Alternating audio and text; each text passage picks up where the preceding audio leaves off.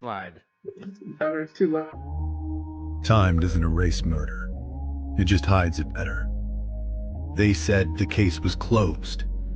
They said no one was watching, but someone always is. This is Santana True Crime.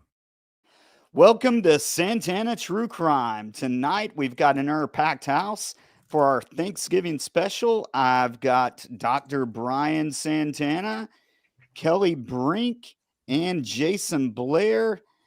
I know we've had everyone on, but thank you so much again. Thank you. Thank you. This for was having my us on idea, again. I think, maybe. Absolutely. Thank We've been you. talking about this for a while, and I'm sure we're going to get some quirks worked out, but I think this is going to be an amazing show. We've all brought a case with us to talk about and discuss. I think Brian's going to kick us off tonight. So, Brian, what do you have for us? So this is a fairly recent case in terms of the resolutions. I'll give that preview just off the top. So this is the case of the 1991 murder of Cynthia Gonzalez. And if any of you followed the news, this case was solved within the past 2 weeks. But this is a case that started on September 17th, 1991. Kind of to keep it short, so Cynthia Gonzalez was an adult entertainer based out of Arlington, Texas. And she was on September 17th, 1991, she was en route to a meeting with a client. She never reappeared the next day. Her ex-husband ended up reporting her missing to the police. And shortly afterwards, police became very suspicious because her car turned up abandoned. Investigators were initially working under the assumption that she was maybe kidnapped due to her line of work and some initial witness reports. But 5 days later, on September 22nd, 1991, her body was found in a rural area of Johnson County, Texas. She had been shot multiple times. And really, to make a long story short, police had a number of leads and several persons of interest, but the case went completely cold. Now, why I'm talking about this case right now is because of a fascinating development that's happened over the last few months. So on November 6th, 2025, so this past month, the Arlington police held a press conference and they announced that a 63-year-old woman named Jamie Perkins had been arrested and charged with capital murder for the murder of Cynthia Gonzalez. And more surprising and more of interest to me was the fact that the Arlington chief of police publicly gave credit to a criminology class of undergraduates, mostly 18 and 19-year-olds at the University of Texas at Arlington, for solving the case. They were students of a professor there named Dr. Patricia Eddings. And her class had formed, she taught a class that was about criminal investigations and cold cases. And to give her students real world experience, she had created a very unique partnership with the Arlington Police Department, in which they agreed to hand over the full case files for 3 cold cases each semester. And the students were divided into groups. And this is close to my heart as true crime professor because I've literally done this exact same thing with my students before. But I was very inspired by this story. But they worked in groups, and for 4 months, they went through each group went through a single case. They went through the entire case file. They read every witness statement. They went through evidence. They had all the crime scene photos and police reports. In total, it's been reported that they read close to 1,000 pages of police case file documents related to this. And at the end of the semester, the students really honed in on Perkins, the person who was ultimately arrested for this crime. And they were interested, they started looking into her because she had initially failed 2 questions on polygraphs. She was on the police radar, but they dug a little bit deeper than the police did. They started talking to people that were associated with her and really kind of leaning into it. And they ended up getting some testimony that she had made comments shortly after Cynthia Gonzalez's murder that she was not sorry that she was dead. And they found other witnesses who said that both Gonzalez and Perkins were romantically involved with the same man at the time of Gonzalez's death, a fact that the police did not know at the time. The students at the end of the semester, a few weeks ago, presented what they had to police and said, we really think you should at least talk to this Perkins again. We think she looks really good for this. The Arlington police, to their credit, went out and confronted Perkins and tried to re-interview her. And instead of fighting it, she immediately confessed. And she came forward and confessed to the entire thing, and charges soon followed. You mentioned you posted the pictures. They had a press conference where they announced the arrest. The cold case detectives had posed with the actual class. That's the actual class that solved the case. And Cynthia Gonzalez, at the time of her murder, had a 6-year-old daughter who, and this was a big motivating factor for many of the students. And they said that one of the students was quoted by a local media outlet as saying, when we first started working on this case, a fire was lit within me, and we really wanted to solve this for Cynthia's daughter. And so this was a feel-good story for me, and one that I feel like we don't get to talk about quite as much, but just this, I think that true crime sometimes gets a bad rep in some circles from people, but about the whole armchair detective or sleuth can feel like a very derogatory label. But in this case, I think that the benefit of having fresh eyes on a case and detectives being willing and just to explore, just having other people look at it and give their thoughts. Spending 4 months closely looking at case files, different perspectives emerge forward, and I think this is all around. This is a good story. Both the openness to the police to pursue different, to bring in different people to it, the real world experience the students got in the criminology class, and then of course the actual arrest that resulted from a class project. So. I That's love this. awesome. Yeah, That I is love this awesome. so much. I love a good armchair sleuth story. Story, yeah. Don't fuck with cats. I mean, there are just so many, but I love this. And police, detectives, they're stretched so thin. There are a few of them, and a cold case is not going to be their priority, maybe, after so much time. They have so many irons in the fire and current cases to chase after. And so you can just pool the resources of a dozen passionate college students and boom, solved. That's awesome. Not to undermine the amazing work detectives do. I mean, they do. They work so hard, but that is just awesome. I love that. Yeah, yeah. And it's one of those things that reminds me, I am actually grateful for true crime.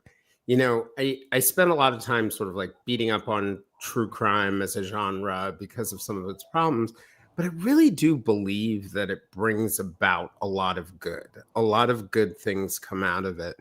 And, I was talking to an advocate this morning, and we were talking about, and this ties back to your case, we were talking about the general problem of, a lot of reasons why police don't get resources or don't put attention on cases is because politicians don't care about them. Politicians don't care about them because the public doesn't. And it's this cascading effect that ultimately starts back with us as people. But I was making the point to the advocate, there's also another thing at play. Some of the toughest cases to solve are because, you can't get access to the victim's friends. They don't want to talk. You can't get certain resources. In a case like mine, all my neighbors would talk to you. Everybody at work would talk to you. In other situations, that it becomes a much harder thing, and you have to build rapport and trust. But a big reason I do think some of those cases don't get a lot of attention is the police simply just do not have the resources to do it.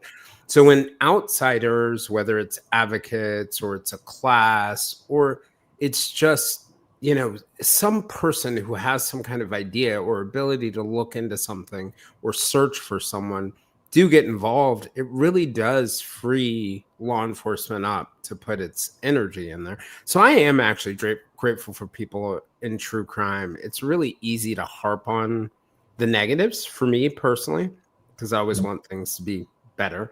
But in reality, I think curiosity really has a profoundly powerful impact on society, whether it's crime or it's just understanding someone else, a different culture, for example. Follow your curiosity, keep your questions open, explore things that you're interested in. Somewhere along the road, there's going to be an opportunity to do some good. Real believer in that. So, Yeah, and I think you're both right as far as the resource issue. One of the people I've had on is Troy Hillman, who worked one of the first cold cases to use genetic genealogy to solve a crime.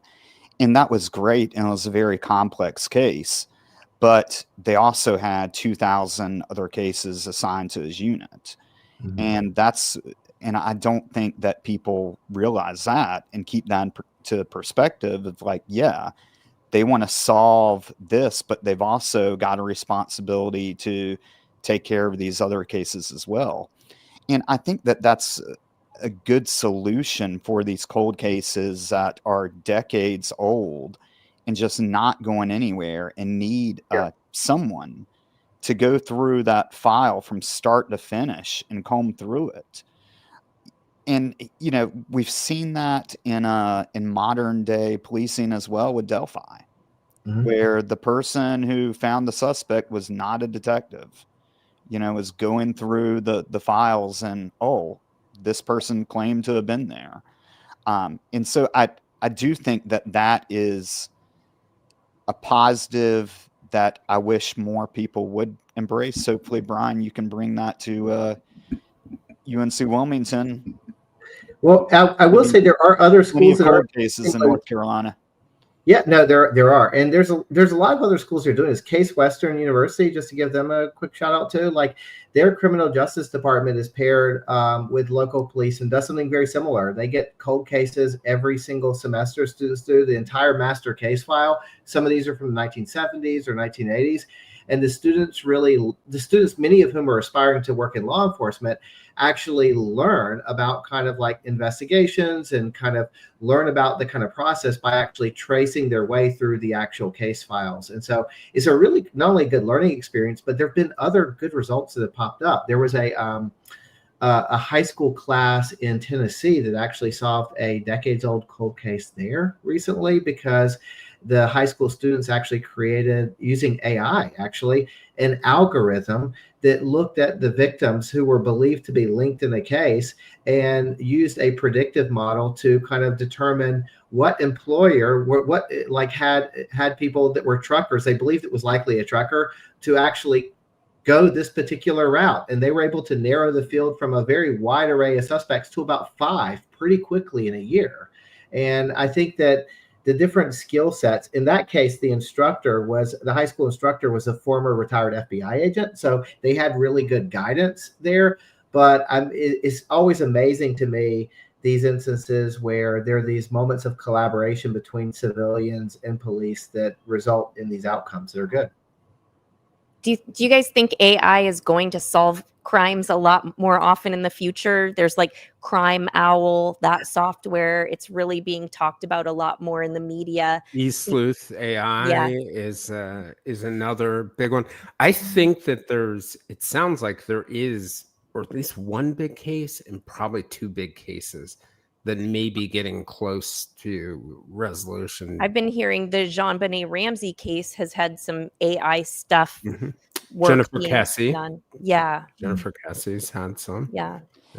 And when you're using AI too, just to pick through a large file, the case that I'm going to talk about here coming up in a few, I know I've talked with the detectives, and one of the things that they've told me is that, when he was, his name's A.Z. Williams, and when he was assigned the case, he wasn't able to read through the entire file because, like we're saying, he had other cases assigned to him. So the only thing that he was doing is following up on the leads that were coming in the very current leads. And I do think that is something where AI can come in and say, like, okay, let's say that you have a brown pickup as a suspect vehicle. You tell AI to pick out every file that has brown pickup truck. And that way, at least you're narrowing, making your time more efficient than having to read through file after file after file. Yeah, particularly in like matching and building connections Right. between cases. But one of the things that I think is, and I think there are people who are pushing like the idea of dump all your case files into sort of like the proprietary, law enforcement, whatever it is, SharePoint or database, depends on how you're running it and operating it. But one of the things that I've done on one particular case, it's the Ashley Loring Heavy Runner case. I have taken an internal AI that only looks at the files that I have. Then it looks externally too in different sequences, and it lets me weigh the information. Like if it's a news report from these publications, you give it this weight. If it's from this publication, give it this weight. If it's something that I actually got in an interview with somebody, give it this weight. And you're able to weigh probabilities as well too. So, what I can run something. Okay, so here are the circumstances. What are the statistics on these circumstances? Run a, Bayesian calculation to tell me the probability of X, Y, or Z. And there I have it. Now, don't get me wrong. Sometimes I have to fight back with AI when it's not making sense. And I'm like, your math is wrong. But, it can be a really powerful way to sort of explore probabilities. Yeah, definitely. And I think when you combine that with having, someone like Julia Cowie, who is on the show, that show's going to air in a few weeks, former FBI behavioral analysis unit member. When you've got someone like that who could plug in those parameters of saying, these are the things that we're looking for, and you've got the technology, I think that solves a lot of cases. Yeah, it all comes down to being able to ask the right question, right? Right. Like knowing the question to ask. And also, I think a piece of it is knowing when you're getting a bad output. Like if you know something well enough, you're like, I'm not so sure that's right. My favorite AI story is this large language model AI where someone asked, I think they uploaded a picture. They were like, are these berries safe to eat? And AI was like, of course these berries are safe to eat. And the person wrote back, the berries are not safe to eat. They're actually poisonous and I'm very sick. And the LLM replied, oh, you're right. They are poisonous. I'm sorry. So, one of the... Kelli, has that ever happened to you with mushrooms? That's exactly what I was going to say. You guys have gotten to know me so well. Last time I went mushroom foraging, I found a new mushroom that I had not found so far. And I was pretty sure they were puffballs, little tiny baby puffballs. I was like so sure, but I put it in AI and they were like, those are puffballs. And I was like, are they? I think they are. I ate them anyway, and I was fine. So, what is that whole saying, Kelli, about runners, about the adventurous ones versus older? I don't remember, but do you know what I'm talking about? There are adventurous mushroom hunters and there's old mushroom hunters, but something about but they're alive. The adventurous ones are dead. Yeah. Can I give you a pro tip for AI? Like someone needs to make a mean AI at some point, like a very blunt AI. But a pro tip for searching for AI is that the LLM, in the way you ask your question, is trying to detect what answer you want. It is. I've noticed that as well. So I put all my relationship problems through AI and it only says what I want to hear. Yeah, funny how that works out because it's loaded into our questions, right? Like our presumption and what we start with. Yeah. And so I've had fun with AI where I will reverse the presumption of my question. Isn't it really brilliant that ruling the Supreme Court gave in one window? And I'll get this whole thing about how brilliant it is. I'm like, that Supreme Court ruling is so contradictory and stupid. And I'll get the whole up. I'm like, cute. You're like, you're right. I'm so sorry I said that. Wow. You don't just use it to like make funny pictures or anything like that? No, I do not. I like that one. That looks very realistic. It's very frightening. So realistic. I think the pipe is very detailed. I like it. I like it. It's well done. I love it. Oh. Well, Kelly, since you've got a glass of wine in your hand and Very I fitting. already know what yours is about, why don't you kick us off with the next one? Yeah. Okay. Yeah. The wine is very fitting for my case. Tonight, I brought you the most Thanksgiving-y crime I could find while keeping things a little fun and lighthearted because I'm kind of tired of murder. I don't know. Thanksgiving's around the corner and I'm just like Yeah. over it for right now. But yeah, so Thanksgiving night 2013, it's in Seattle. While the rest of the city's passed out in a food coma, two plumbers, Samuel Harris, 35 years old, and Luke Thiesing, 36, are pulling off the most ridiculous wine heist that you've probably actually never heard of. They decided to break into a climate-controlled facility, Esquin Wine Storage in Seattle. It was full of expensive, rare wine. And these guys, they didn't just grab a couple bottles. They stole 200 cases worth $650,000 almost. So we're talking first growth Bordeaux's, cult California Cabernets, all this stuff that costs probably more than a lot of people's mortgage payment every month. So, and they had been planning for several months, which is funny because it didn't work out so well despite all of their planning. Jason, did you? Oh, okay. So yeah, they even rented their own lockers at this storage facility a couple months earlier so they could case the place.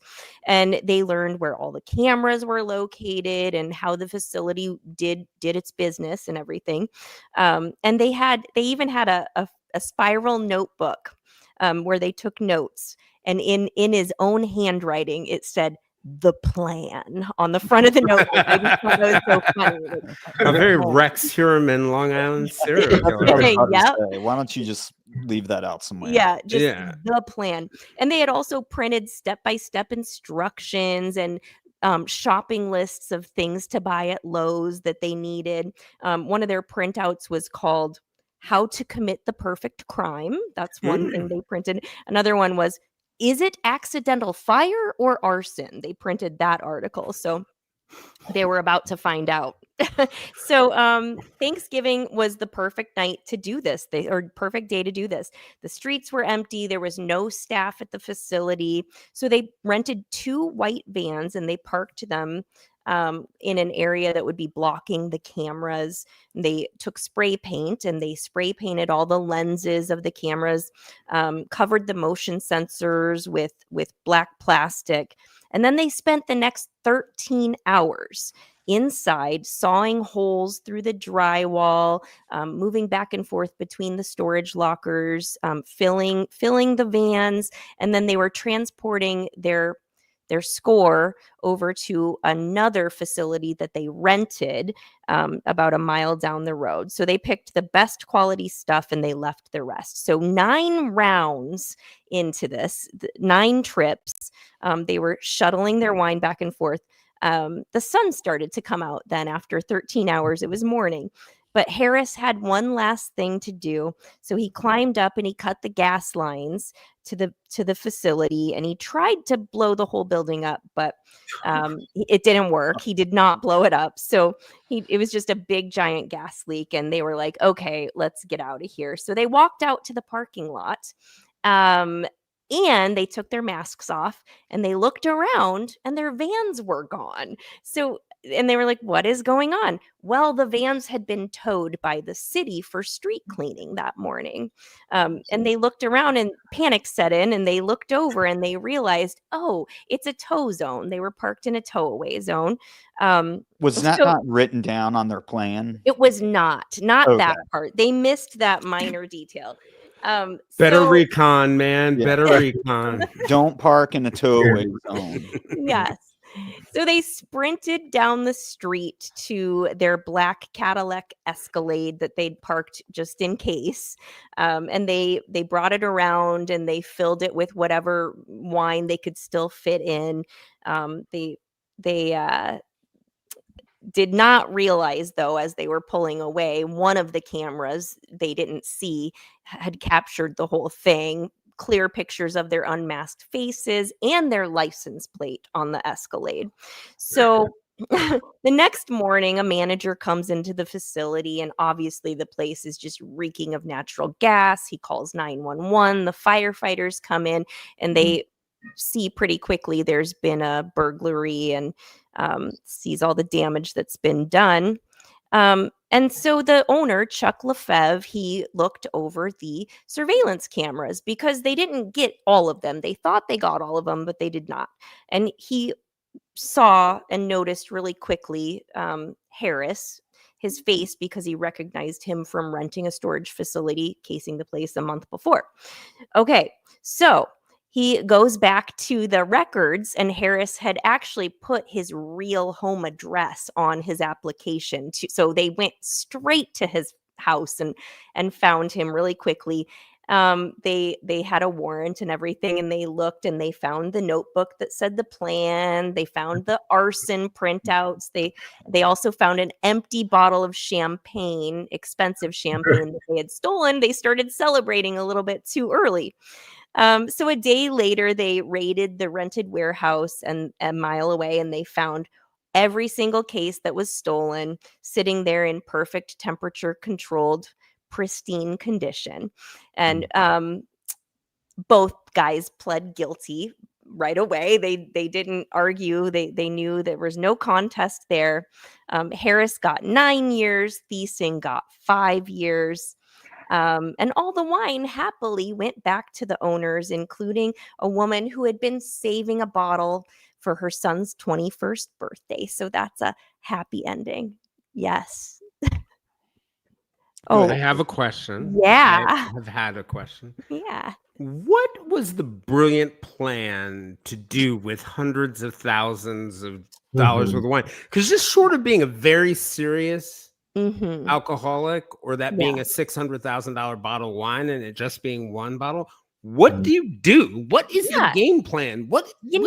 I wondered that too, because like in an art heist, how do you sell the art afterwards? Crush it or marked, right? basically. Yeah, they had a buyer lined up, because actually Harris, they didn't realize this until after the fact, but he had committed a similar wine heist for $250,000 in another city a couple years before that. They just didn't tie him to that, and he actually successfully sold the wine to a dealer. I don't know how they would not know that's like a stolen bottle of wine, though. I don't know how they handle those details of getting away with it, but he did get away with it before. So he had kind of like buyers lined up. But would you be celebrating with a glass of champagne if your van got towed that was filled with? See, they're dumb. They're just really dumb. That's always, Yeah. But yeah, Thiesing got 5 years. Harris got 9, and he got 9 also because of that previous heist that he did in the other location. So they figured that all out. And yeah, it's pretty much a happy ending, but I did try to find information on these guys and where are they now? And I could not find anything online. So they would have gotten out a few years ago, and unless they've done something similar, they should be out free. So yeah, that's the wine heist. Cheers to that. My legally obtained wine. Yes. And if they happen to be listening right now, Santana True Crime would love to talk with them, to have them as a guest on the show. Yeah, man. Yes. Absolutely. Yeah. Bring it on. I really want it.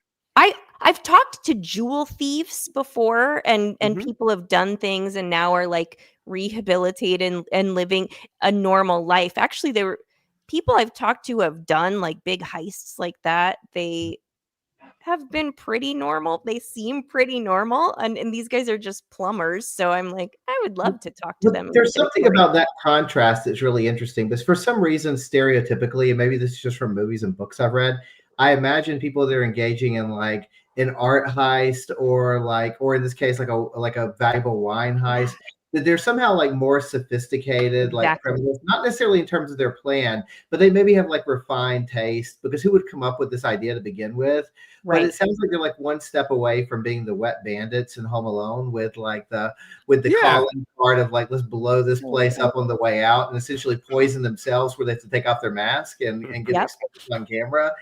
It's is that kind of tension between like these like working class guys who have this idea of like heisting not their local liquor store, but really high priced wine is it defies the stereotype, right? See, I I could be down with. Heisting the giant wine warehouse and handing out the bottles across town, I could be down with that. The whole Robin Hood thing, I could totally. Yeah, I think Harris, I think he got a taste of that fine, like luxury life because he built a wine cellar in a previous client's home and saw how much this stuff was worth. That was his previous crime. So I think he was like, there's a lot of money to be made here with these wealthy people with all this wine. And I think he got kind of like a taste for that. So yeah. That's neat. I like Yeah, it. I wish. Is there pictures of the plan posted online somewhere? That's so 'Cause Yeah, great. I think would love to see there that. was a picture of the notebook that said the plan on it, but I didn't know if it was AI or real, so I didn't include that one. Yeah. That's so awesome. I feel like there's like some like stick figures and drawings in this book of plan in there somewhere as Yeah. well. I would love to see the plan notebook and see like if it's misspelled or what it It has Netflix documentary all over it, you know? Right. It was Nice to they- see this. They did a lot of homework though. Clearly, yeah, Yeah. like it was pretty well thought out. Except It was. for They had a yeah. shopping list. They knew like which ones to grab from the lockers and stuff, or which ones were like going to be high dollar wines. So the What's that wine I'm thing- drinking is from a box, by the way, right Perfect. now. What's that thing cops always say that criminals have to be, what is it? Oh, Right all the criminals time. have to be right all the time, or they have to be perfect. We just have to be lucky once, right? Yeah. I Yeah, feel but like with that's guys a problem. like this, Yeah. it's like this reminds me of the guy that robbed a bank in downtown Raleigh with a note, but he was so used to, every time he went to a bank, he provided his driver's license. So what did he do? He provided It did his driver's automatic. license. Yeah. Yeah. And so, they called us and they're like laughing. They're like, we And, just had a robbery. Funny Yeah. part is the guy gave us his name, address, ID number. Well, yeah. But there are just so many things that can go wrong in anything, much less a crime. But like, if they had not tried to cut that gas line, I think they could have been in the relative clear, right? Relative clear. Well, if they didn't park in the towaway zone. Yeah. Yeah, but see, the towaway zone you could have recovered from. You could have. All you have to do is beat the police report, right? You have to get to the towaway lot before the police report gets there. Exactly. Because they could have said, oh, yeah, we're wine dealers. Or so they could have come up with a story for a tow impound lot worker. Like they could have. Right. They Because could have like pulled the wool over them. I think. right. Is the tow impound locker or person really even going to care or pay attention to what's No, in they there? don't care. They just want their $200 to get your car back and then be on your way. But yeah, I think it was that gas line because obviously they had to call 911 and then they quickly see the crime scene and then they have to look at the surveillance cameras and everything. I think that's that dumb. Yeah. Well, I and mean, take they off were their trying to- masks because of it. Yeah. Yeah. That's what really got them. And as plumbers, this is like one of their areas of expertise too, at least having some knowledge of how pipes and these types of Yeah, because you think if anybody could blow up a building, it would be the plumber. Yeah.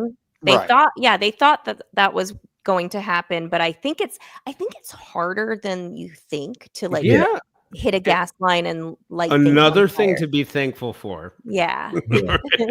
Yes, because that could have like blown up a block, right? and then people would have died. So that would and I don't know if that's a wisest part of the plan because that would have gotten some attention. Buildings blowing up tend to get some response. I've found. That's a little more than 5 to 9 years prison time. Then, so. Yeah, I wonder if how many of those years they actually did. Too. Yeah, I wonder too. It was like Right. really hard to find more information after the initial, like, okay, sentencing, boom, gone. No But one was that really is a talking good about feel good story. I'm glad that you it. Yeah. added that one in because I mine needed is a kind of depressing. oh, I'm sure we should Jason has something depressing for us. I'm sure Depends Jason on has how you something. look at it, buddy. I've Depends got a on how you look at 5-year-old it. that was murdered. Can you Okay. trump that? 5-year-old was murdered. Depends on why. Gosh. Was there a really good reason? No. We're gonna have to put some Canceled. fingers You're on these now. canceled. I'm canceled. Yeah. Canceled. Jason is I'm canceled. Do you want me to go next? I can do Sure. mine. Go ahead. Okay. So instead of hearing me give an essay on what the first Thanksgiving was really about, colonization, loss, oppression, as opposed to like what we celebrate, which is unity and gratitude, and how it should probably be a day of like mourning instead of a holiday. This is a true crime show, so I will actually give you a crime. And so the crime I'm going to give you is Jermaine Charlo. She's a 23-year-old woman from the Confederate, Salish, and Katuna tribes that live on the Flathead Reservation in Montana. She vanished in the early morning hours of June 16th, 2018. This was about 1 year after 20-year-old Ashley Loring Heavy Runner disappeared on the other side of the Rocky Mountains on the Blackfeet Reservation. So Jermaine lived on the Flathead Reservation about 40 miles north of Missoula. I got to go there this summer. It was neat. It was glorious. It was beautiful. But I did go to a number of locations in Jermaine's story. So on June 9th, about a week before she went missing, Jermaine changes her Facebook status to, quote, in a relationship, but doesn't reveal with whom. In hindsight, it appears that she was referring to a man named Jacob Love. So Jermaine grew up with a lot of instability in her life at home and went through periods of like living with different relatives and was sort of getting to a point where life was turning around a little bit right now. She and a man named Michael DeFrance had this long, rocky relationship. He was her ex-boyfriend. He was the father of her 2 children.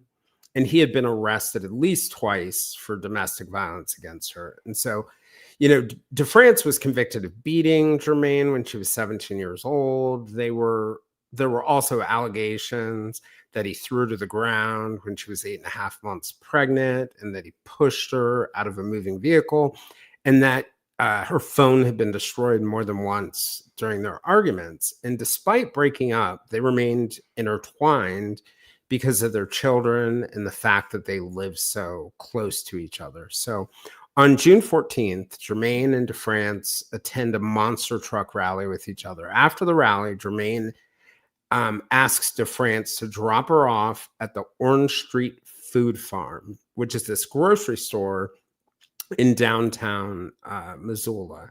So soon after, she's seen by her new boyfriend, Jacob, running down an alley in Missoula because he lived right by this grocery store, running down this alley toward his apartment.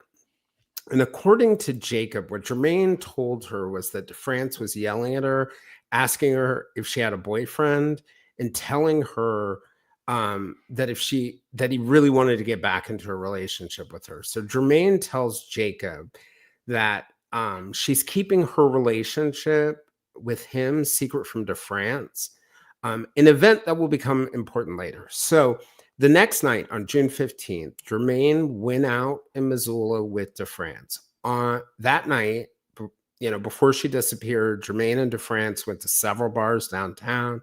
The police say that the surveillance video showed Jermaine seemed to be sort of like social and confident that night, like easily moving among different groups of people. She didn't appear intoxicated or distressed. There were like moments where she was like occupied on her phone, which had previously been like a point of contention between her and DeFrance. And according to witness accounts and video, they were seen at this bar called the Dark Horse Bar, a little bit southwest of downtown Missoula, around 10 p.m. Then they went to the Golden Rose and the Badlander, which are 2 bars and clubs that are in the same building downtown. Witnesses said that Jermaine was like playing pool, dancing, having fun. And the bartender would later tell the police that Jermaine seemed more interested in her phone, while DeFrance seemed like way more focused on talking to Jermaine or being chatty, I guess. The bartender said that he didn't feel like either of them were intoxicated. So the two of them are caught on surveillance with several groups of people in an alley behind the Barlander that night. Jermaine continues to be much more social, floating between groups of people, while DeFrance sort of like, is less social, standing nearby, not talking that much. And at one point, he starts walking away without her, but he was her ride. So Jermaine's last text is at 11:52 p.m., and it went to her new boyfriend, Jacob. So witnesses later report seeing Jermaine between midnight and 1 a.m. between Russell and Orange Street. So back to near where the grocery store was.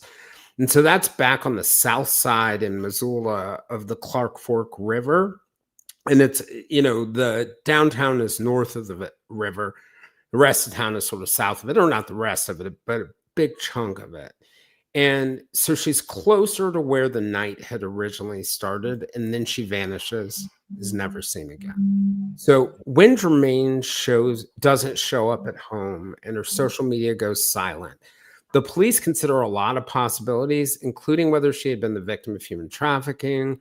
The Missoula Police Department's investigation begins the day Jermaine's aunt reports her niece missing. However, the first detective assigned was about to go on vacation, so only worked the case briefly before he had his scheduled time off.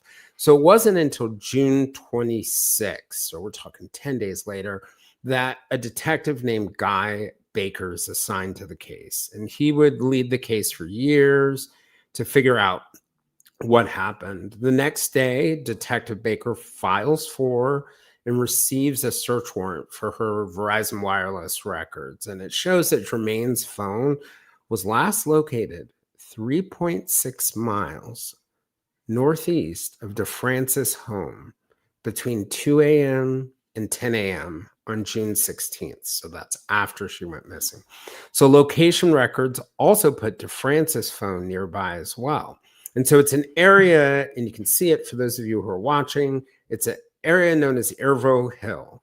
And it's a really rugged, heavy forested area that's north of Missoula. But DeFrance had a story to tell. He told investigators that he dropped Jermaine off in Missoula, which begged the obvious question: why was her phone pinging north of the city hours later? And at that point, DeFrance said Jermaine left her cell phone and it was with him. He told them that he had attempted to go through her cell phone, but was unable to unlock it. He then told investigators that 2 days after Jermaine disappeared, and what might be the most suspicious thing I've ever heard a suspect say, he said he discarded Jermaine's phone in Idaho at mile marker 94 on Highway 12, about like 3 miles east of the Nez Perce Reservation. So just to give you an idea, this is nowhere near where DeFrance said he dropped her off or DeFrance's home. It's about 141 miles away from where he said he dropped her off. So just off another reservation in Idaho. So law enforcement searched the area. They were never able to find the phone. On the same day that the cell phone data is obtained, investigators go to DeFrance's family property. And a really important thing happens there because DeFrance's mother tells the officer Jermaine has never been to the residence. What she doesn't know is they already have the cell phone data. So that becomes another piece of it. So in August, the police obtain her financial records as well. It's around this time that they first get a chance to interview Jacob, and they hear that whole story about Jermaine's concerns about DeFrance finding out about their relationship. And the police were able to obtain another search warrant. And this was to visually observe and record the ground and the air any time of day and night, the outside of the premises, all around the DeFrance home. They also were able to get permission to do thermal imaging of the property. Later, they'll bring out dogs as well.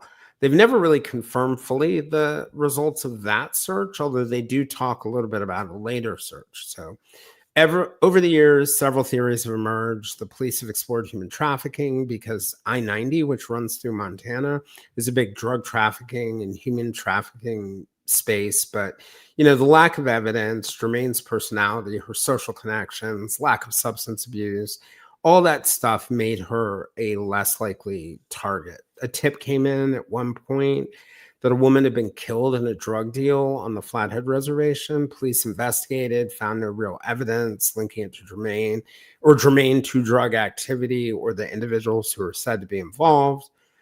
But then something stuck in investigators' craw. They started talking to Jermaine's family a little bit more, and they realized that DeFrance had told them that he had dropped Jermaine off at an intersection in Missoula, them as in the police. But he had told their family a different story, that he had dropped her 8 blocks away at the Orange Street Food Farm, the place that she had been dropped off the previous night.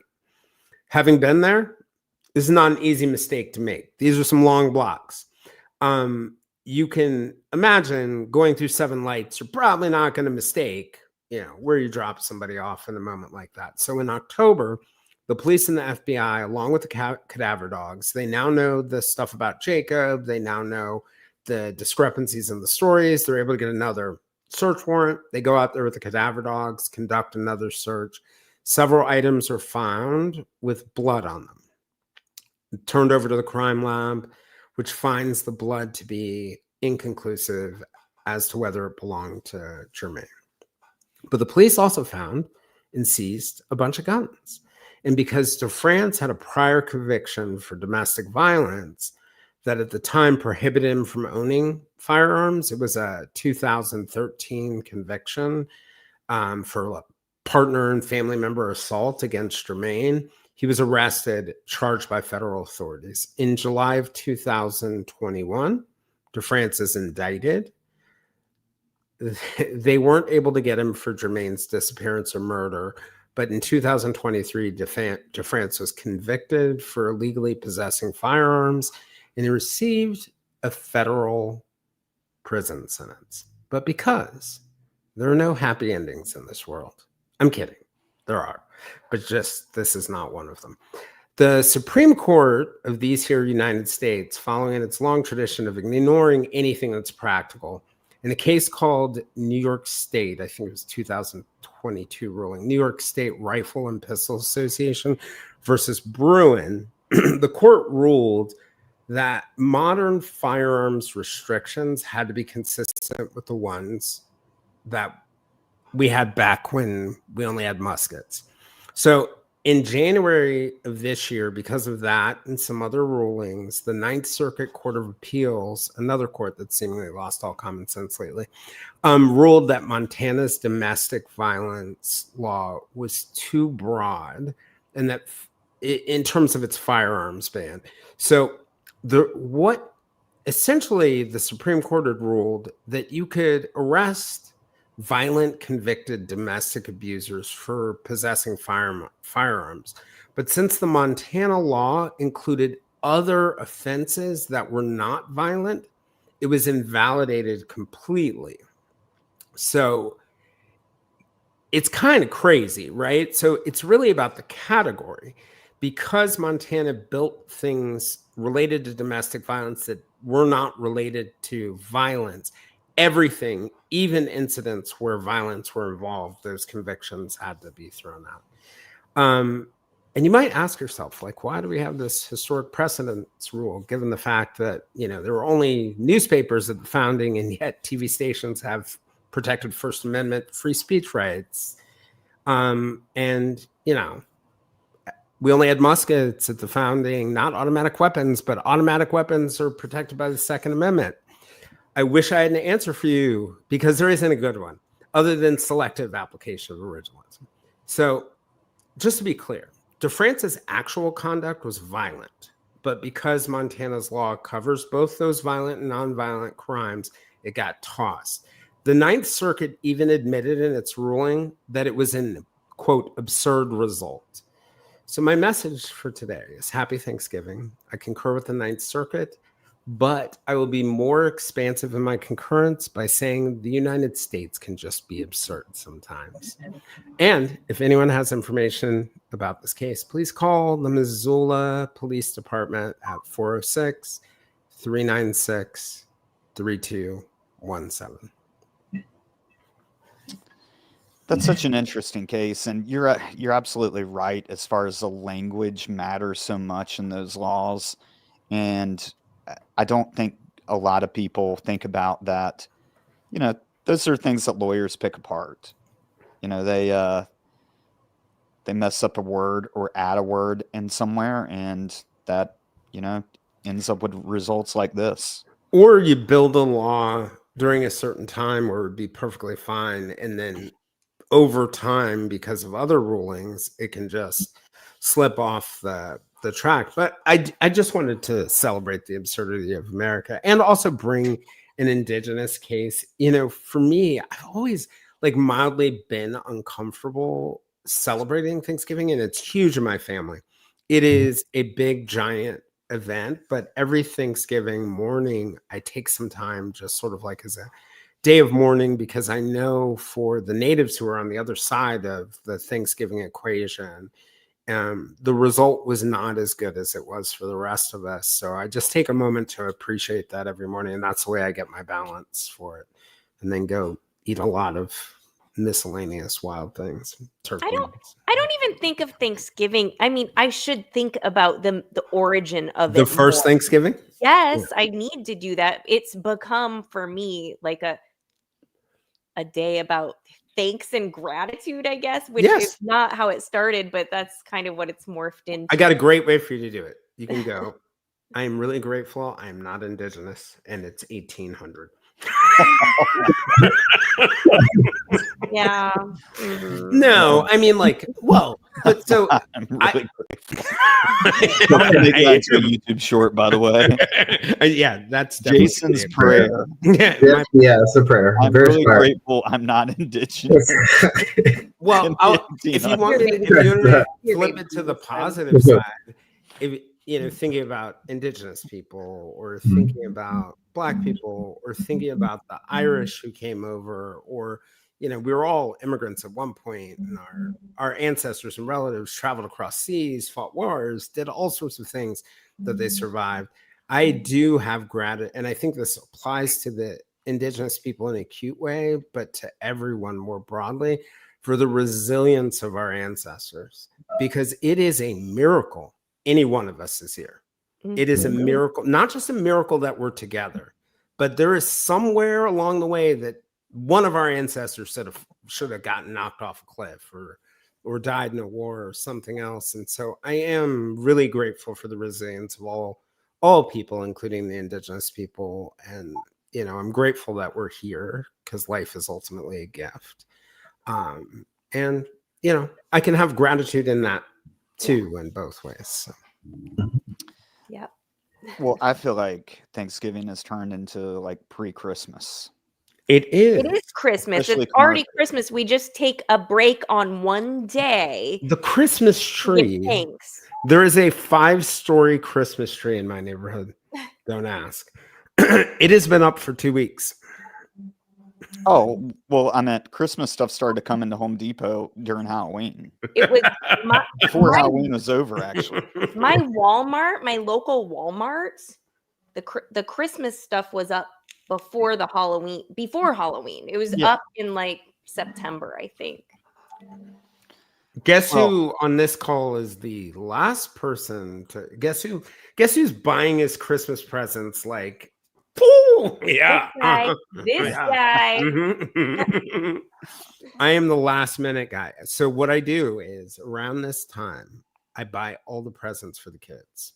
So like the little ones get them, right? You know, like anybody who's like 7, 8, whatever. I bought your present already. The adults, it's like, oh Lord, the stores are only open 2 hours. Well, the liquor store is open 24/7. That is true. That is true. ABC. convenience ABC store goods. has anything an adult Wine needs. bottles, right? Wine, That is Yeah. also some true. wine, Yeah. a tall boy, lottery Yeah, tall tickets, boy, lottery what else? tickets. Yes. Lottery tickets are great. Some sort Yeah. of cheese. Some sort of cheese. Yes, always some sort of cheese. A That's a good summer point. sausage thrown in Yep. there. Summer Something, sausage. I was something about with to an say. Advil, eagle. Tylenol. That feels Always tough. something Yeah. with an eagle or an American flag Yes, on it. yes. My bottle opener. Yeah. There you Yeah. go. The Advil Tylenol is really good, though. We Cameron and I have some personal experience with that kind of gift as well. Yeah. That's kind of the traditional stuff that shows up in stockings in our family. Stockings at your house. Yeah. It's all stuff like that. All right. So I think that there's a good balance here in this show. We started off with the wine. We had a feel-good story. And now we've got another story from a Native American tribe, from the Lumbee Indian tribe in North Carolina, which is where I'm at. And it is the cold case of Brittany Lynn Locklear, who is 5 years old. And the reason why I chose this is because I've already interviewed one of the investigators with the SBI in North Carolina, the State Bureau of Investigation. And I remember when it happened and it drew my attention. And I think that I just want to show you a picture, but this is who was murdered. And whether she's Lumbee or white or black, I think we can all agree that that's a tragedy. And that, this is one that should be solved and more resources need to be put behind it. But I know it's got a lot of complications, and we're going to go through there. But let's start with the breakdown of what happened. So on the morning of January 7th, 1998, this is in Hoke County, North Carolina. So it's a very rural area in eastern North Carolina. Around 6:30 a.m., we know that Brittany's mom, Connie, wakes up and gets her daughter dressed. And she puts on a green and white t-shirt, green denim coveralls, and she's got green and pink tennis shoes and a little red riding hood coat, which Brittany, she was about 3'10", and her nickname was Little Brittany. So it's kind of fitting that she's got the little red riding hood coat on. And just before 7 a.m., Connie and Brittany, they walk to the bus stop.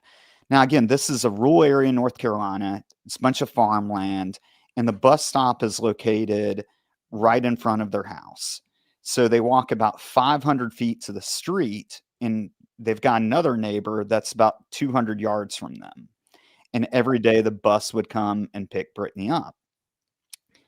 Well, they're standing at the stop and waiting for the bus, and Connie has to go to the bathroom. And it's one of those times where she's holding it and she's holding it, and she doesn't think she can hold it anymore. And she decides to run back into the house to go to the bathroom. And so she does that. And she said she was in the bathroom for about 2 minutes. And when she came out, Brittany was gone. Well, she was thinking, okay, the bus came and picked her up. Well, shortly after that, some neighbors came running up, and they're banging on the door, and they're saying that Brittany's gone, someone took her. And they described that a brown pickup truck, which the color has changed throughout the years, drove at a high rate of speed down this country road, stopped in front of where Brittany was standing, and threw her into the car. And again, she's about 3'10", 50 pounds, so not a hard feat to do, and speeds off. Brittany's mom doesn't even believe this at first. She thinks, okay, this couldn't have happened. And so her first thought is to go to the school. And so she drives to the school, and then that's when they realize that Brittany never got on that bus that day. So the police are called, and they get a couple of agencies, one of them being the Hoke County Sheriff's Department, and they start to do a canvas search throughout the area. And one of the areas that they end up searching is a large, it's basically like a big cornfield. And in the field, there are these roads that were cut that were used for the tractors and farm equipment to, move the vehicles. That way you're not running over the crops.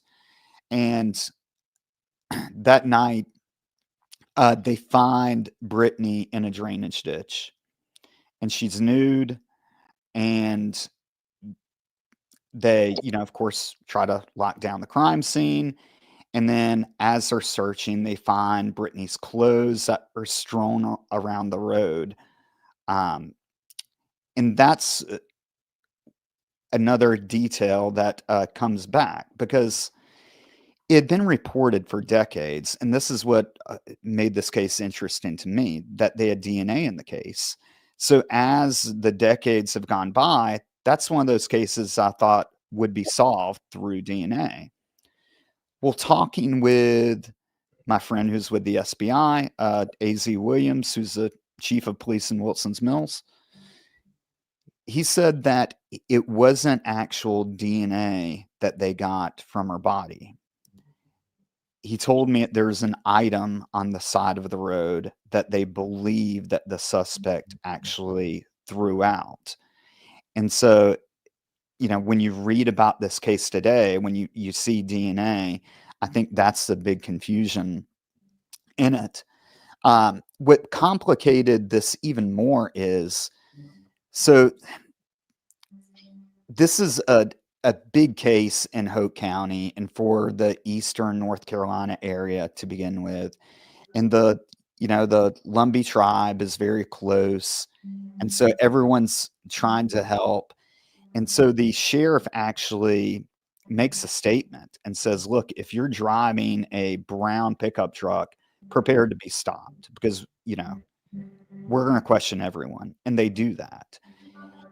And I think that the effort in it is, there. And like we're saying with the AI and with these cold cases, sometimes you can investigate, and nothing happens. But this is where it starts to get really frustrating. So we've got this, this case that's not solved, but then politics start to come in when there's a new sheriff election, and Brittany's case becomes kind of the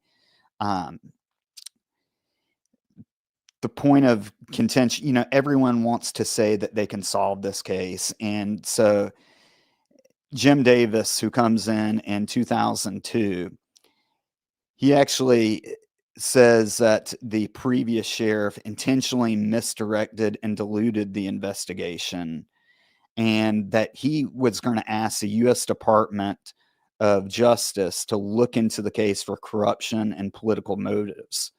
And so, you've got this dynamic where Brittany is being used as a political pawn, and you've got a community that's mourning, that's doing everything they can. And then in 2003, they actually get a promising break in the case.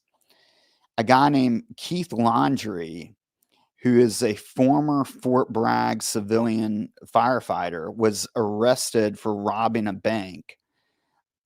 And he's wearing a chemical suit while he was wearing it, which is kind of odd. But they go to search his locker at Fort Bragg, and they find newspaper clippings of Brittany in his locker. And this is in August of 2003. So 5 years later, you've got a grown man with a little girl's picture in his locker. I find that very odd.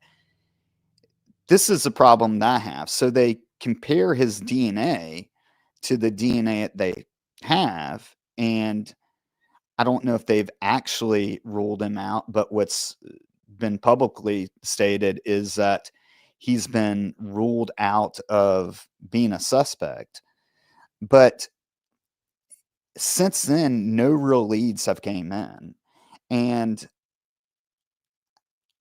I'm convinced that the item that they found on the side of the road did not come from the suspect. I think that they are making that assumption based on, that the item was very common and found near our clothes. I think what needs to be done is what we talked about before, where someone needs to review this entire case file, and we need to start coming up with more ideas instead of just, waiting for someone to come forward.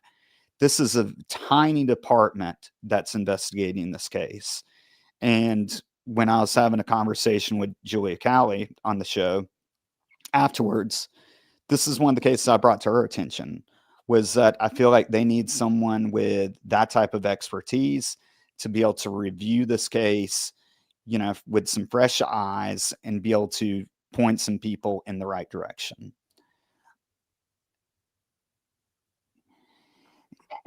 I'm hoping that, eventually, if someone was actually, able to go through this entire case file and, with new technology, my hope is that this is solvable. I definitely think it is. And personally, I don't see of why Keith Laundrie is not, why they're not doing more with him, because that seems very odd. And Keith Laundrie's deceased now as well, which is another kind of twist in this whole thing. He's buried in Virginia, actually. I don't think too far from Jason's area. But don't that just, I don't know. It makes my skin crawl that, and I know what the item is. I'm not going to say it, but it's something that's very common and that a lot of people would throw out of their cars. Mm-hmm.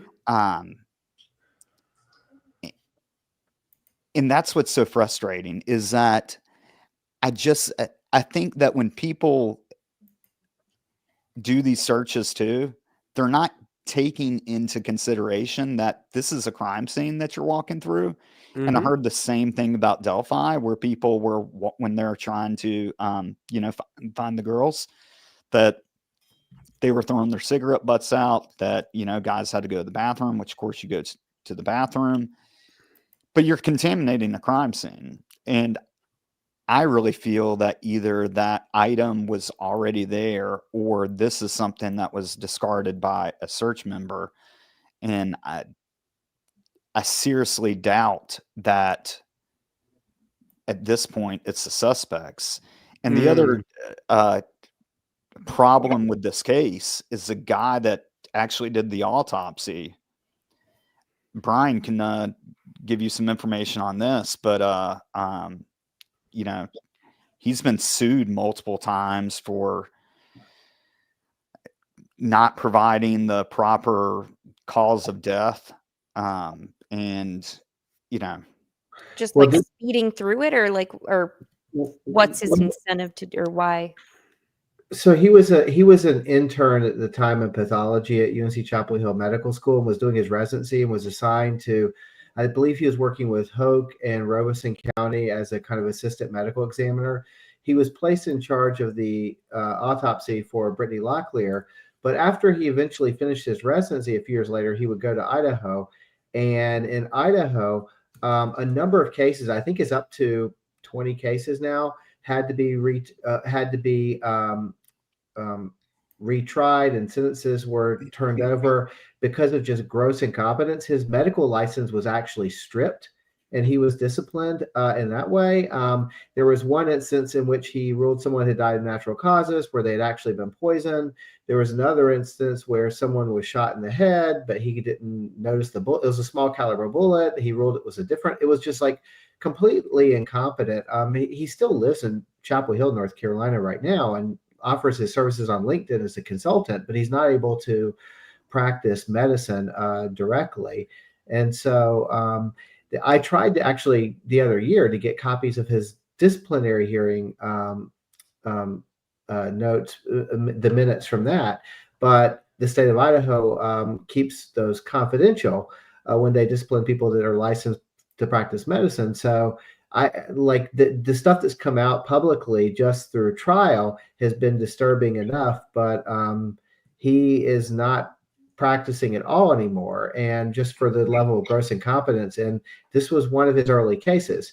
Now, her cause of death, I don't think is necessarily in real question in this particular case, but I think one of the things that's frustrating about Locklear's case is that it does seem to be a perfect storm of different things. In addition to him, if you look at the medical examiner's report of the 3 people that are in the room during the medical examination, during the autopsy, one of them was an FBI agent who was also investigated by the Department of Justice in North Carolina for potentially just incompetence in other investigations that she was tied to. So it's like years later. So it's just one of those things that it just feels like things just add up and add up. The politics that Cameron mentioned. And a bad ME too can result in poor, not just the cause of death, but evidence collection happens there too. Absolutely. And I don't think people, I know I keep on saying this, but I'll say it again, appreciate of how different it is when you've got a large agency that has a homicide unit and has, you know, whether you call it CCBI or whatever, evidence technicians to process a scene. And when you've got the manpower there and you've got leadership that knows how to use resources properly, compared to a case like this where, I mean, from what I've heard, it is the person who's assigned this case right now does not have a lot of experience in it. They're a former school resource officer. And, you know, I'm not trying to pick on them, but I'm just saying that whether you look at her case or you look at Ashley Lauren's case, it's kind of the same thing where they're very complex cases. They need lots of resources to be able to solve them. And you benefit from experience. Not to say that somebody with less experience couldn't close one of these cases, but you definitely benefit from experience. Right. Well, you definitely need the time to actually put into this. This is not one that you can just sit around and do a review on every year and go, yep, nothing new has come in, check a box and go to the, you know, the other thousands that are assigned to you. This needs, cases like this would require someone that is dedicated solely to starting from square one and going through each statement and each piece of evidence. And then, do we know more, by the way, about the suspect? Yeah. So he had robbed that bank in Carthage, South Carolina that Cameron had mentioned, or was it North Carolina? I can't remember. It was North Carolina. It was North Carolina. Okay, North Carolina. But no, there's not a whole lot that's been. I mean, he still has family in Virginia, like today that's around. He's deceased now, but he was a civilian firefighter. And one of the things that was weird was that, as Cameron mentioned, that he had no criminal record whatsoever, not even a traffic ticket, and then just decides to rob a bank, which seemed really random and out of character. And the stuff connected to him and his locker popped up. But one of the interesting things about this, how old was he when he robbed the bank? I want to say he was like 38. I could be wrong. So he was a little bit older, even for. I might be wrong though, Cameron. I can find that out, but it was older than 21, 22. Yeah. I mean, so one of the things one of the questions we asked was he actually a part of the search for Brittany Locklear brought in people. Fort Bragg isn't that far away, and it brought in a lot of different people. And is it possible that he was just someone who was also, a lot of people really cared about this case and came from neighboring counties to try to help out? And I believe that when Cameron had A.Z. Williams on, who worked the case for the SBI, we had asked him that, and he said something to the fact, like, you know, he wasn't sure if he was a part of the original search or not. Did they likely have records of the people that were volunteering? But like, they're just, the case file was enormous. And that was one of the points that he had made a point, because there were so many leads, so much there. And one of the things that shocked me and still bothers me about this one is that the investigators that do come onto it, they openly will tell you they're not going back and reading the entire file. They're just starting. And I just feel like, because there was so much interest from the community and people were calling in everything because they were so scattershot, there has to be something Almost in always it's in the first week or two. There's like some big clue, even if it's a Well, side. and But you know what this guy also wrote? The first thing that came to mind when you said this guy, my brain sort of went to when cases like this happen close to people, there is a group of people who get obsessed with the cases and Yeah. collect everything on it. If you guys remember the guy in the John Benet Ramsey case who's talking about like having a gift from her that Is John that Benet had Gary given him. Oliva? Yeah. Well, no, Or no, was that him? I think it I was a don't. different guy, Okay. but he was the one I'm thinking about was the one who Santa was like, Bill? no, not Santa Bill. This is a totally different guy who was going to have his ashes Okay. sprinkled with the gift that Wow. she gave him. People get obsessed with these Oh, yeah. cases. So, And sorry to cut you off, but Keith Laundrie was 44 years old when he 44, robbed okay. the bank. when he robbed a bank. So if that's his first robbery, he was really starting the veteran breaking not into the game familiar. pretty late. Oh, sorry. I'm not familiar with this case, but like my first thing I was thinking of, did they look? I mean, I know this is not, they were not suspects, but the mom, the family and stuff, because it just like, wow, what horrible timing. She happened to run to the bathroom and then Right. suddenly this car comes in and takes her daughter. What are the chances of that happening? And that's the Pretty question crazy. I had for AZ Williams and people can go and listen to the full interview. But I doubted if she actually walked Brittany out to the street every day. Mm-hmm. Because my Well, thought by the was way, and that, that's the other piece of it. Right. Things that don't make sense sometimes in cases may not be connected to what, like, it may not mean that the person's the perpetrator, but people spend all kinds of yarns for, To to cover look their good. tracks in other ways, because it's like, you Yeah. want To to not look admit like a bad something parent. that Right. makes you look like Well, a terrible mom. Yeah. Which is And- why I say to people, let out, like, if you end up in the middle of a crime, somebody you love them, let out every bad thing you've ever But done. that If can I be disappear, kinda guys, damning please too. Like, tell them the truth, the whole I truth. know, but if you say certain things, they might be like, "Oh, you did that? Oh, you definitely Yeah, killed them be then." the suspect. Just get it all out. Just get it Yeah, all out. true. I agree with you. Yeah, Yeah. let them go. And But I also Jason, think it's really hard for parents, right? Because Mhm. there's just something in parents where, I mean, two things. I think you want to protect your image as a parent. That's not everybody, but there's a part of you just innately that wants to do it.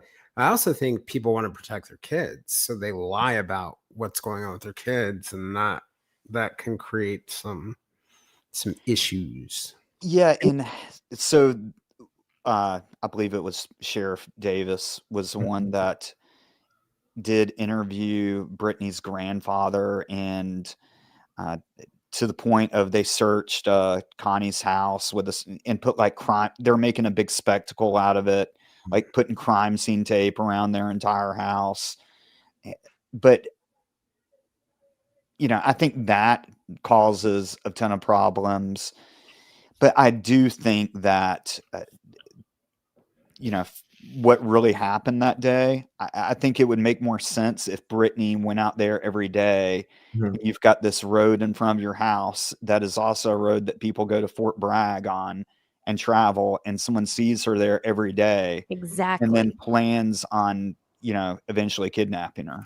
That's And let's exactly not what I was even thinking. Yeah. Oh yeah. No, let's not even get past the point that Fort Bragg itself is like a crime mecca. Right. It has got so many problems with crime. There's that great book that came out this year. I can't think of its name. The Cartel? Is that the one that dealt with the Delta Force Yes. guy who got murdered? I want to And read it. It goes but into some of the history. I've got it back here. It is an amazing story. But part of what makes it amazing is you go through it, how many people on Fort Bragg and within Delta Force were involved in some kind of crime, like some kind of, like, whether it was sexual assault or whether it was a murder or drug dealing, or like there's one where one of the guys who ends up dead in this story shot his best friend because he got paranoid and high in front of their and was convinced that he was going to harm their kids. And so I think that also complicates a lot of the crime in that North Carolina area because Jeffrey McDonald is another running example of it. I do think there's a tendency to cover up for people in that area, not just military people. Is There's that this like whole culture of cover because you have the special forces guys there, who, Right. you know, you want the United States government has serious interest in protecting them and keeping them out of trouble, but it creates this culture of like looking the other way.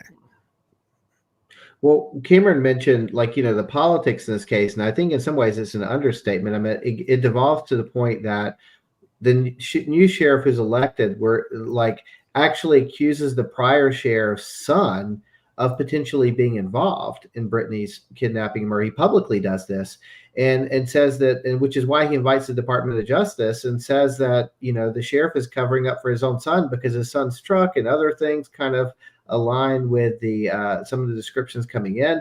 It just seems like there's so much stuff in this case that is very difficult to unravel what is true or not. Even like you were saying, down to the mother's statement. I just, not based on anything, just aside from just a gut, I just don't get the sense that her family's involved. It seems like it's very easy to, it makes more sense that they felt, if anything, like Jayson was saying earlier, that they don't want to look like a bad parent, this entire thing. I do think that their statement does matter, though, and that if it's a difference between, if their statement is true, the window that we are working with is so small. If it was true as they described it, that it seems to either speak to something that's targeted or probability-wise, a kind of once in a million scenario where someone who's willing to actually act opportunistically on a rape and kidnapping takes it right then when it presents itself during a very small 2-minute window when the mother is just, peeing in the bathroom just before she even walks out there, because she can see from her front window in the kitchen where Brittany would have been during that. You truly could have had somebody who's just sort of like an impulsive opportunist, but I would lean more toward, I forget which one of you was saying this, I don't know who was saying this, but toward the idea that like you can have opportunistic killers, you can have planners, you can have people who are in between, right? They might be opportunistic, but they go back and forth on the same road and they pay attention, and this is happening at the same time every day, and you do it enough times, you might start to get a read on how quickly people could respond and other stuff like that, or whether they have line of sight, right? If they're yelling and screaming. Well, it's very, yeah, it really, there's a big universe of potential people. And it goes to the point, mistrust in a community is just poison to a good investigation. Sorry, Kelli. Oh, no. Let's say she did stand out there with her daughter every single morning, which not that I care, but I just don't think that's probably what the scenario was. What a horrible guilt you would carry the rest of your life. That one morning, like, oh, am I being punished for the fact that I went in to go to the bathroom that one morning, that one time of 2 minutes I walked away and my child got kidnapped? I just think that's just like, what are the chances of that one morning? By the way, we've had some weird cases like that in Virginia where, I remember in King George County, this was like in the 90s, 2 girls just playing in their front yard, parents go in, they're gone for the longest time. It was a mystery. And then what is it? Richard Ivanovitz, the one who is also a suspect in Colonial Parkways and Shenandoah murders. He was the one who eventually kidnapped the final girl he kidnapped, put her in the trunk, and she found a way out of it. But come to find out, that was a serial killer. And he had also killed several other people on Route 28. And very similar, they're hanging out on the side of the road and then they're not there anymore. All they opportunistic watch, stuff, wait, but on the path. Yeah. They look for routines and patterns and things like that. That's how I feel about my neighbor. If somebody gets abducted, I'm going straight to him. He conveniently, there's this other woman in my neighborhood who, I hope to God she never hears this, but she's a school teacher. So she leaves on regular routine. And I'm like, why does his door open every time she goes? And I know he has nothing to do. I know he's working from home remotely and doing nothing. So look, if any of my neighbors disappear, it's that guy. It is that guy. It's really that guy. It is that guy at the end. It's him. I have to give a little anecdote and a PSA here. So, we were just talking about like serial killers and the patterns and people who are opportunistic, and my true crime mind is always like, lock my doors because a serial killer is going to come. Someone's going to murder me in the middle of the night, whatever. My oldest son was like, you spend far too much time worrying about things like that are never going to happen because statistically they're never going to happen. He's like, what you really need to worry about is in that corner in the computer room, you have 5 extension cords plugged in together and they're going to start a house fire. That's the real threat. Good here. point. So, yeah, and I'm like, child. you are so right. So, fire hazards. Be careful this Christmas season, especially. Mm-hmm. Yeah. And don't be greedy with your wine either. No. Don't go still $600,000 in it.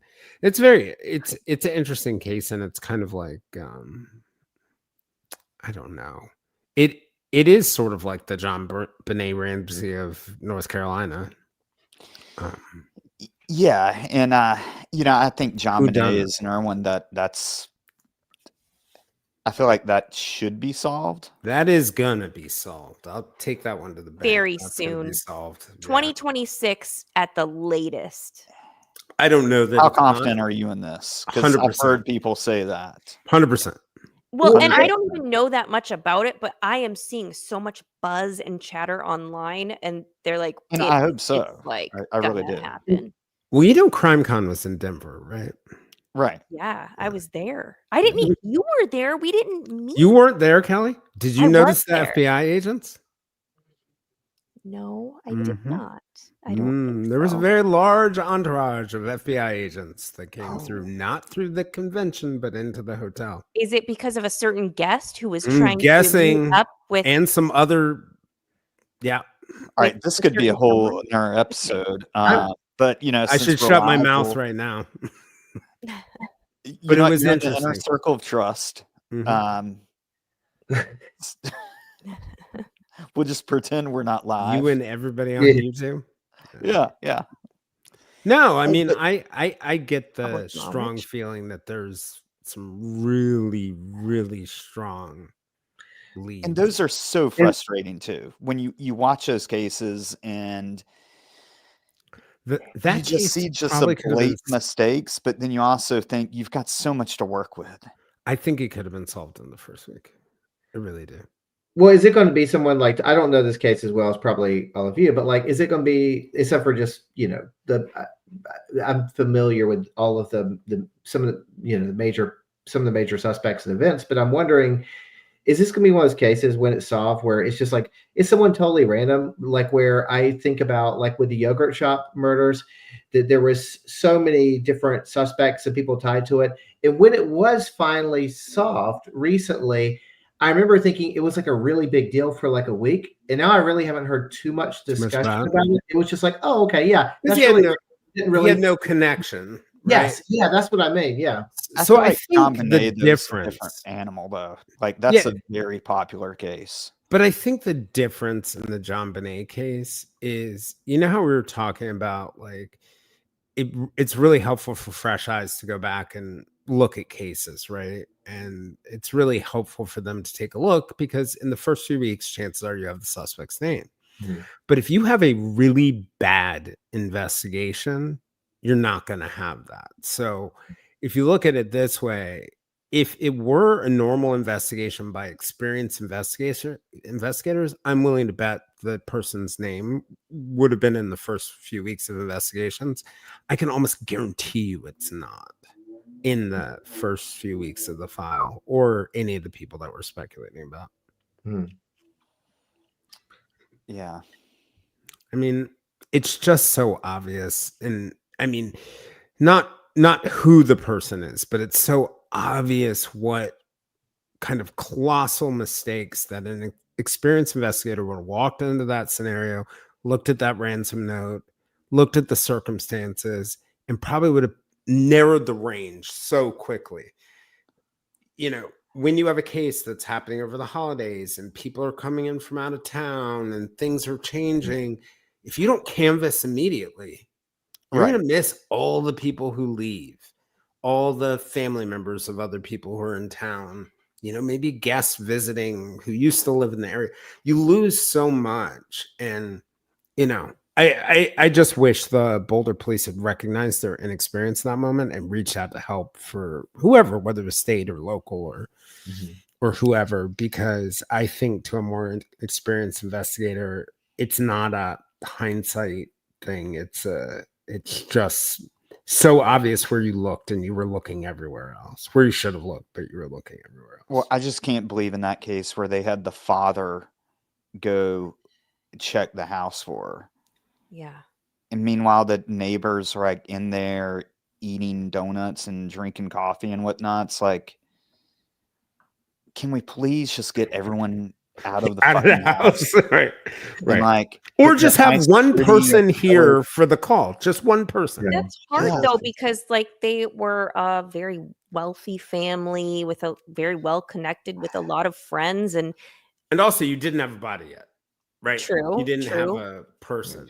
they had a lot of support systems coming in to, like, I don't know. But you know what you did them. have? You had a crime scene. You're pretty Right. sure you had a crime Yeah. scene. For sure, but what I'm saying, I think Yeah. sometimes the investigators would feel like, oh, this is not my place to Yep. tell them what to do. Or, Intimidated. kind of like Yeah. that, maybe a little intimidated or something. I don't know.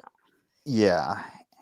And, you know, I've heard people talk about that worked in nicer parts of Raleigh. I never did. I worked in Southeast, so we didn't have that issue. And I could definitely, you know, see that in Boulder, but right. It's that's one of those that's just frustrating. I'm thankful that hopefully it will get solved. I think it will. Me too. I think it will. And I can tell you, I don't have a clue who. I don't have a clue who. Right? Well, I mean, maybe I have a clue, but I don't have You're a holding good back idea on us. of a person that it is. But I think the universe, when it does happen and it gets solved, we're all going to go, oh. My biggest regret and the thing I'm the most sad about that case is that the family was in the media and like public eye, like they were guilty Yeah. in the eye of the public, but they were not. I mean, I know they did not do it. Like, And the I also family think had that nothing to do with it. as a member or former member, current member, recovered member of the media, you know, and you know, you cover what you have to cover and all sorts of things. But if you look at the behaviors of all of the Ramseys, and I know people have given them a lot of crap, but like they're doing everything you would do if you were innocent. Right. I mean, like John Ramsey would probably talk if the homeless guy on the street had like a good idea, he would go hunt them out. He's Exactly. clearly not knocking all these doors because he's hiding on something. And the rest of the family members, I think, quietly are doing everything they can. Yeah. But people who know nothing about the case or nothing about true crime in general, they're always like, if you bring up that case, they're like, oh, the brother did it, right? The Mhm. brother did it. I'm like, Right. you are a moron. No, you did not do it. Or the mom did it, right? Yes. Like what? No, you don't know anything about it if you're saying that. Do you guys? I'm thankful that that people are talking about aliens now. Do you guys believe in aliens? You know, I saw is some out of your posts there. I about want to that. believe. Trust no one. The Age of Disclosure. It's the new It's- documentary on Amazon Prime. I spent the $20. I rented it today. Amazing. It's great. What I is love this it. Surprised you about? didn't I've do a not book heard on it at all. aliens. It's about all the blatant cover-ups of alien contact and government programs that are true. It's all factual, but but they've been hidden from the public eye, and a bunch Didn't of you like guys watch that X-Men? high-ranking government officials have come out and told their story, and it was a really good documentary. So Did you guys not? I'm very read that confused by a X-Files? lot of this stuff. Like the whole, I don't know when the phrase interdimensional being like was introduced into kind of popular lexicon recently, but I've seen that phrase come up a lot from like government, like from congressmen and others. And yeah, I mean, I'm in Florida right now at this moment, and Representative Luna in our state, like talk in this, or not my state, but this state right now, is has talked about used this term very casually, and I still can't wrap my head around what what are the implications of an interdimensional being? What does that even mean? they start to talk about it at the end of the documentary. It's because, like, if you say alien, you're talking about space, some space thing with tentacles or whatever. But interdimensional, I think they're bringing in like quantum physics into it. So it's like, well, maybe they exist just in another dimension that we can't see, or something like that. Anyway, I digress. Sorry. Oh no, Well, you can go down any rabbit hole.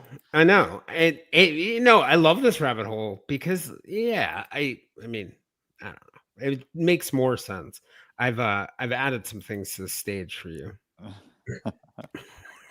There you go. I want to. Yeah. And the next one. All right. Oh, it is. Thank you, Fox. Thank you, Dana. I know this alien stuff doesn't shock me. I'll tell you what, the TikTok video, or was it the Tic Tac video? Yeah, it's like all those are really real, interesting. though. It's not doctored. That is real. Yeah, I mean, it's an actual from a government aircraft. It was taken from a government aircraft. Like, it actually happened. There've been UFOs, whether it's aliens or not. They call them UAPs now. But is there any way I can do a show on that and somehow make it true crime to justify doing it? I would do it. The crime against the perfect humanity that the government has been lying to us about it. Perfect murder. So the perfect murder, if you hear I went on a spaceship and somebody died, no, I did it. The perfect murder is actually a murder in outer space, because there was this treaty that we were all supposed to sign, countries were supposed to sign, about governing laws, what criminal law in outer space would be. We never did. So, like, if you actually want to murder someone, get them up in that spaceship and kill them, and no one will have jurisdiction. Whoa. So if astronauts had a mutiny on board, like, and they killed each other, they couldn't be technically... No one would have jurisdiction. No one would have jurisdiction. That's actually interesting. That would make a good movie. Yep. It's a little bit of hole in the law. Yes. Well, you know that Elon is going to go to Mars eventually. Oh yeah, or send someone, and then from Mars. Actually, I've heard that it would not surprise me if he's part alien. Yeah, and I've heard we're going to go back to the moon, or go to the moon the first time. Or will we go for the first time? Depending on what you believe. I love this stuff. I love this stuff too. I've been thinking about getting out of true crime and just like diving into Moonlighting. If you want to do a show, you gonna bring QAnon back while you're at it, or interdimensional beings, whatever you want to call it. You're my co-host. I would definitely do that. Great idea. Yeah, we've got it. We have so much time for that. Also. Oh yeah, well, there's so many public records. I mean, you could spend years going through that and just do. Just remember. And that was one of the things that was interesting when they released a lot of the Project Blue Book documents, like in the batch that preceded some of the JFK and RFK like file dumps that they did. I remember being really excited about it and downloading it, but maybe like some of the detectives and some of the cases we kind of looked at, you see like, oh, hundreds of thousands of pages. Like, yeah, I'm not read a few pages. Was like, yeah, I'm not reading this. It was, it's like very dense science. And I think that sometimes there's an appetite for just give us all of the papers that are out there. And then you get what you ask for. And it's like, wow, it's very difficult to read because you're not the intended audience for it. And Someone it's, out there is doing it, though. You know that, and that's where AI comes into play. I was Just about to say put it. all Yeah. into AI, and I'll then drop it can, that into Chat GPT. yes. Tell me to explain it to me like a But third grader. that's the beauty, by the way, of, well, it's just going to tell you what you want to hear. But the beauty of this world of AI is it's going to make it a lot easier for governments to hide things. It's going to make it so. Oh yes, because look, well, so you look at it this way, exactly what you guys were saying. You know, we can go look and interpret documents that we never could have interpreted more. They can fake things just as well with more computer power. So like disinformation is going to become so easy. Hold on. But You're then there's saying that's fake? yes. Then there's the AI effect, right? That picture could be totally real. I could have done that. I could have dressed in a Klan outfit. All I have to say is that's BS. That's AI. That is Don't scary. give me any ideas. This is what I'm telling you. Put me in a clown outfit. I will maybe deny it. Not that anyone. I tried to put Kelly in with a like a Native American headdress. Show Don't us. do that. And it was denied. Don't do Oh, that. It was too really? offensive. You know what? I am 0.2% indigenous, something like that. I'm like a very small fraction of a percent. My mom is like almost 1%. So does that mean I can wear that? You would definitely get canceled. I just told ChatGPT I'm an interdimensional being, and it said, "Wow, that's quite a statement. Are you speaking metaphorically to me right now, or is this a sensitive idea? Are you joking?" And I said no, and it said, "Well, tell me, what kind of being are you? Are you a cosmic traveler, a multiverse hopper, a higher? And what drugs have you done tonight?" Or something else entirely? Yeah. What drugs are you done tonight? Oh, good God. Oh, well, what is everyone doing for Thanksgiving? Traveling? I have no idea. I am not traveling, but I have no idea what I'm doing for Thanksgiving. There are options on the table with multiple families and still being sorted and arranged.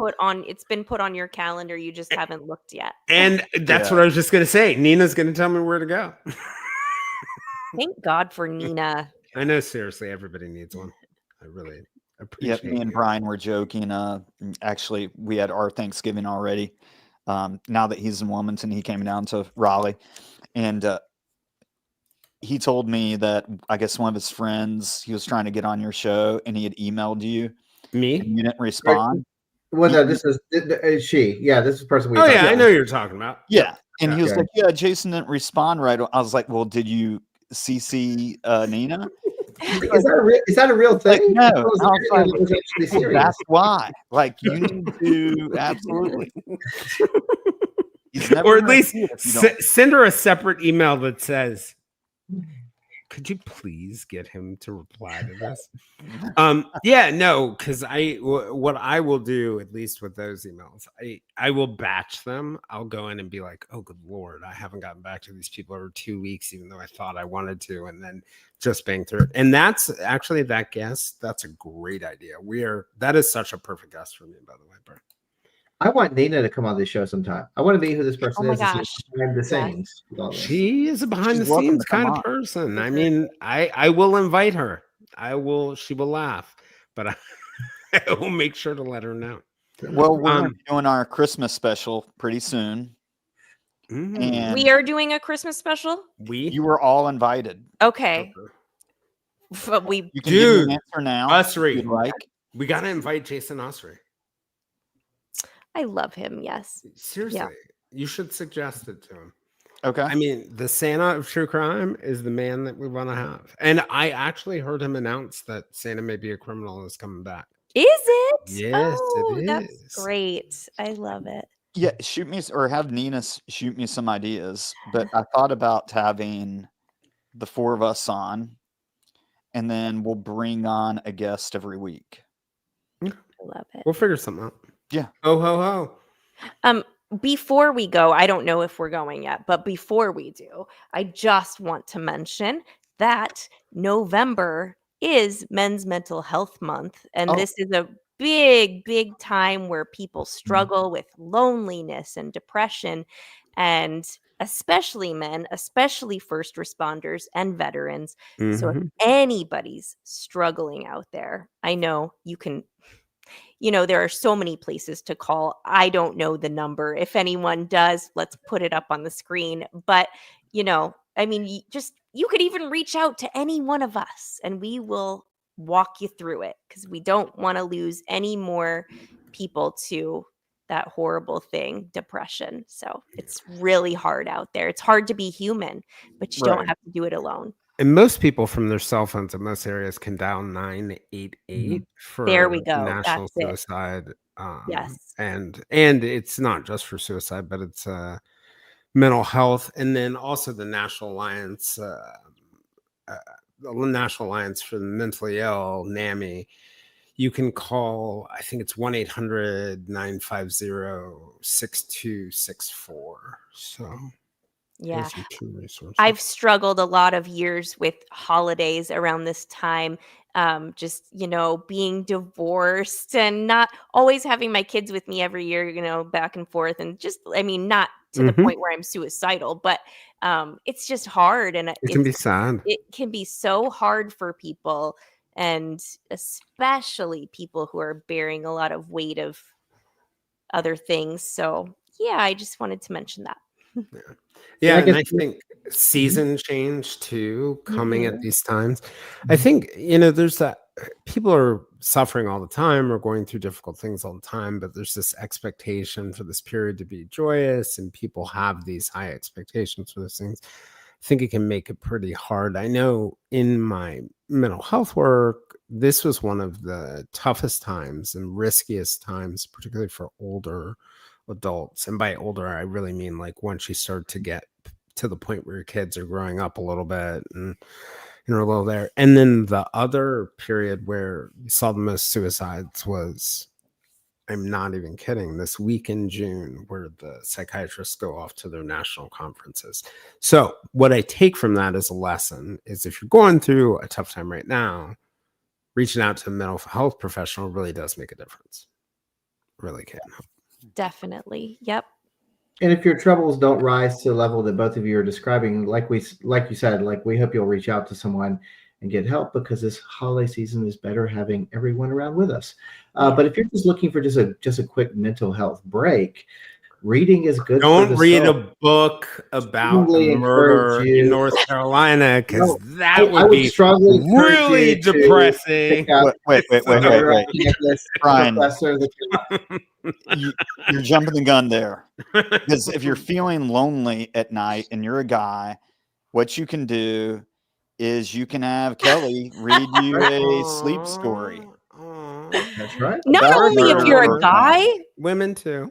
women Probably like most it of them are too. women, I'm guessing. Women are welcome too. My audience is 75% women on the podcast. So, Mine, if you can believe this, 89% women. wow. 89% women. Yeah. And that will be the Silver Linings Handbook for those that aren't aware. And what Brian was referring to was, if you're looking for a good gift for someone, A Murder on Campus, The Professor, the Cop, in North Carolina's Most Notorious Cold Case. A very good It's a book. perfect holiday gift. It also comes in Kindle, Audible, and it's available anywhere where you can buy a book. Oh, who recorded your audiobook? This Some is Gary random- Williams.